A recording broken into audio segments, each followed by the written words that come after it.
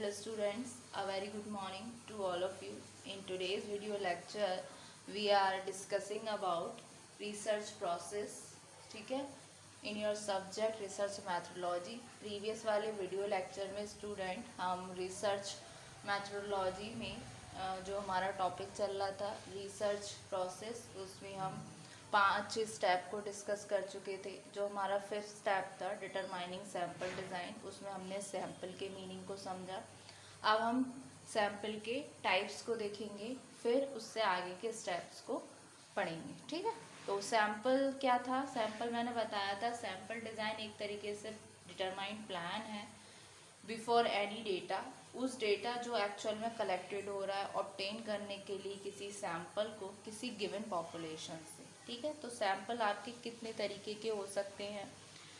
सबसे पहला आता है आपका प्रोबेबिलिटी सैम्पल, जिसमें हर एक एलिमेंट जो होता है जो इंक्लूडेड है सैम्पल में, वो बेस्ड होता है आपका रैंडम, सिस्टमैटिक, स्ट्रैटिफाइड, क्लस्टर और एरिया सैम्पलिंग पे। ठीक है, और आपका फिर आता है नॉन प्रोबेबिलिटी सैम्पल, जो बेस्ड होता है आपके कंसाइसनेस पे, सैम्पलिंग पे, जजमेंट सैम्पलिंग पे, कोटा सैम्पलिंग पे।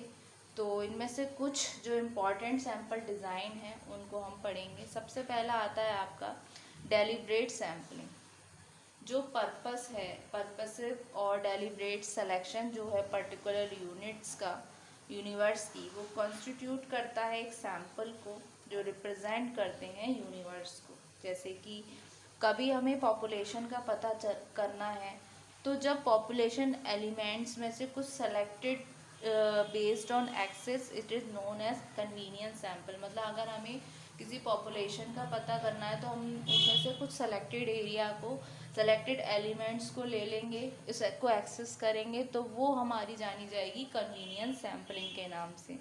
दूसरी तरफ अब आती है जजमेंट सैम्पलिंग की बात। ये वो है जब कोई रिसर्चर जजमेंट करता है, मतलब कोई उसने पर्टिकुलर पोर्शन सेलेक्ट किया आइटम, फिर उसको कंसीडर्ड किया कि ये उस पॉपुलेशन को रिप्रेजेंट करेगा, तो वो होगा आपका जजमेंट सैम्पलिंग। यानी कि कोई उसने एक एरिया सेलेक्ट किया, उस एरिया को वो इस तरीके से प्रेजेंट कर रहा है, वो इस तरीके से कंसीडर कर रहा है कि ये जो एरिया उसने सेलेक्ट किया है, ये जो उसने सैंपल निकाला है, वो रिप्रेजेंट करेगा बाकी के पॉपुलेशन को। यानी कि क्या हुआ, ये आपका हुआ जजमेंट सैम्पलिंग। ठीक है, फिर इसमें आपके आते हैं सिंपल रैंडम सैम्पलिंग, जो कि सबसे अच्छा सैम्पलिंग होता है। इसमें ईच एंड एवरी आइटम जो होता है पॉपुलेशन का, उसको इक्वल चांस मिलता है इंक्लूजन का सैंपल में, जो कि एक सबसे अच्छा प्रोबेबिलिटी का सेलेक्टेड मेथड है। फिर आता है आपका सिस्टमैटिक सैम्पलिंग। इसमें एक एलिमेंट जो है रैंडमनेस का, वो यूजुअली इंट्रोड्यूस होता है इस प्रकार ऑफ सैम्पलिंग में यूज़ करके random numbers to pick up the unit which with which to start. Useful when sample frame is in form of a list. Useful ये कब होता है, जब आपका सैम्पल फ्रेम जो है इस फॉर्म में होता है, एक लिस्ट के फॉर्म में। फिर यहाँ पर एक सिलेक्शन प्रोसेस स्टार्ट होती है, उसमें हम पिक करते हैं कुछ रैंडम पॉइंट को लिस्ट के आधार पर, और उसमें से जो एवरी एलिमेंट होता है वो सेलेक्टेड किया जाता है जब तक कि डिज़ायर नंबर सिक्योर ना हो। ठीक है, ये हुआ आपका सिस्टमैटिक सैम्पलिंग। फिर आता है आपका स्ट्रैटिफाइड सैम्पलिंग। अगर पॉपुलेशन जो है किसी सैंपल की वो ड्रॉन हो रही है लेकिन कंस्टिट्यूट नहीं कर रही किसी होमोजीनियस ग्रुप को, तो उस सिचुएशन में स्ट्रैटिफाइड सैम्पलिंग टेक्निक अप्लाई की जाती है, जो ऑब्टेन करती है एक रिप्रेजेंटेटिव सैम्पलिंग को। So if the population from which a sample is to be drawn doesn't constitute a homogeneous group, stratified sampling technique is applied so as to obtain a representative sampling. So the population is stratified into a number of non-overlapping subpopulation or strata and sample items are selected from each stratum. तो जो population जो started हुई है, stratified हुई है एक number में, जहाँ पर नॉन ओवरलैपिंग सब पॉपुलेशन से और स्टार्टा है, सैम्पल आइटम्स है, वो सिलेक्टेड हो रहे हैं आपके ईच स्टार्टम से, ठीक है। If the item selected from each स्टार्टम is based on simple random sampling, तो जो आइटम्स है जो सिलेक्टेड हो रहे हैं ईच स्टार्टम से वो बेस्ड हैं आपके सिंपल रैंडम सैम्पलिंग पर। और जो एंटायर प्रोसेस है यानी कि जो आपका फर्स्ट स्टार्टिफिकेशन है और आपका सिंपल रैंडम सैम्पलिंग वो जाना जाता है स्टार्टिफाइड रैंडम सैम्पलिंग के नाम से, ठीक है। फिर नेक्स्ट आता है आपका कोटा सैम्पलिंग, ठीक है। जब रिसर्चर सिंपली किसी गिवन कोटा को फिल करते हैं डिफरेंट स्टेटा से और एक्चुअल सिलेक्शन ऑफ आइटम से सैंपल के लिए, जो being left to the interviews judgement, जो छोड़ा गया है मतलब लेफ्ट कर दिया गया है इंटरव्यूअर के जजमेंट पे, तो जो साइज जो होता है कोटा का वो प्रोपोर्शनेट है और जो साइज है स्टार्टम का वो पॉपुलेशन स्टार्टम इन द पॉपुलेशन, जो कि एक फॉर्म है आपका नॉन प्रोबेबिलिटी सैम्पलिंग का। नेक्स्ट आता है आपका क्लस्टर सैम्पलिंग। ये क्या है, ग्रुप है पॉपुलेशन का जो कि सेलेक्ट किया गया ग्रुप और ग्रुप ऑफ क्लस्टर है rather than individual elements for inclusion in the sample. Sample size जो है वो आपका ऑफन भी longer than the simple random sampling, जो एंश्योर करता है same level of accuracy as in cluster sampling. ये एक चांस है वेरियस वाइसेस का और एरर का, तो ये प्रोसीजर जो है वो रिलेटिवली ईजियर हो जाता है बाकी दूसरों के लिए और यूज़ किया जाता है in case of personal interviews, ठीक है। फिर नेक्स्ट आता है आपका एरिया सैम्पलिंग।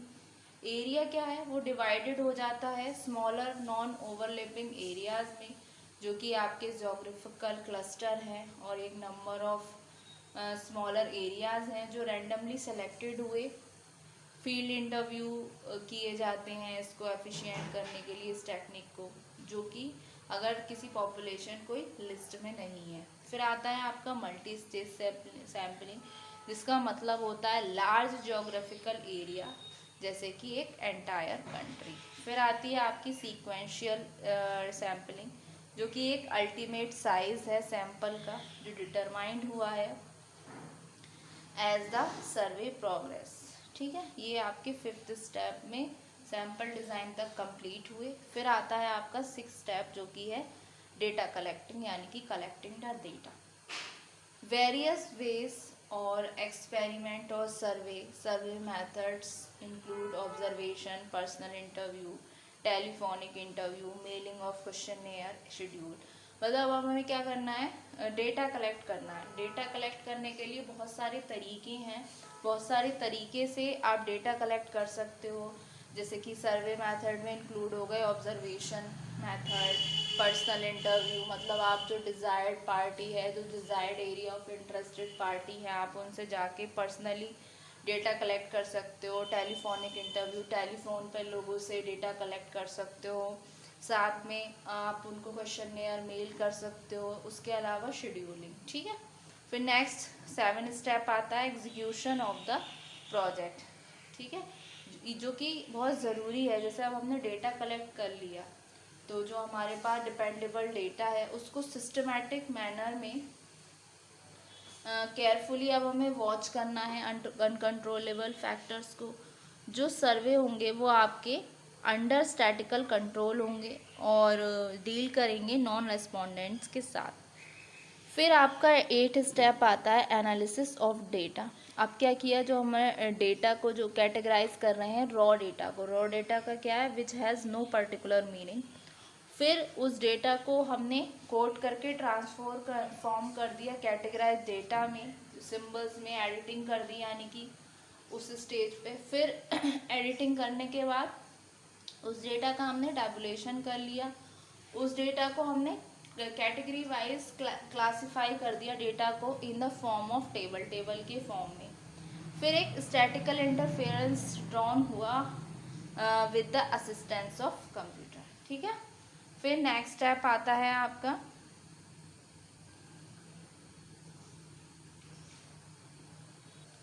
नाइन स्टेप आता है आपका हाइपोथेसिस टेस्टिंग, जिसमें आपके टेस्ट आते हैं different, chi square test, T test, F set, कि हमें हाइपोथेसिस को या तो एक्सेप्ट करना है या उसको रिजेक्ट करना है। देन आपका 10 स्टेप आता है जनरलाइजेशन एंड इंटरप्रिटेशन। अगर हाइपोथेसिस टेस्टेड है और अपहेल्ड है तो ये इजी हो जाती है कोई स्टोरी को बिल्ड करना।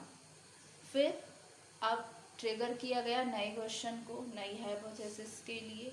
फिर लास्ट में 11 जो आपका है उसमें आता है preparation of the report thesis. इसमें आपके introduction, summary, main report, conclusion, bibliography, finally क्या है जो रिसर्चर है वो प्रिपेयर करता है रिपोर्ट कि क्या उसने रिसर्च किया, क्या उसने अपने रिपोर्ट में लिखा, कितने केयर के साथ उसने अपनी रिपोर्ट को डन किया, कितने फॉलोइंग पार्ट्स को ध्यान में रख के, जिसमें आपका आया प्रिलिमिनरी। ये वो पार्ट है जो कंटेन कर रहा है इंट्रोडक्टरी फॉर्मेलिटी पार्ट्स को, जिसमें आते हैं आपके title page, endorsement page, acceptance page, acknowledgement, dedication, table of contents, abstract. फिर आता है आपका कंटेंट, जो कि है ये पार्ट कंटेन करता है मेन पार्ट को रिसर्च स्टडी के, जिसमें चैप्टर 1 मतलब प्रॉब्लम और उसका बैकग्राउंड, फिर चैप्टर 2 में conceptual and theoretical framework, chapter 3 में ऑपरेशनल फ्रेमवर्क,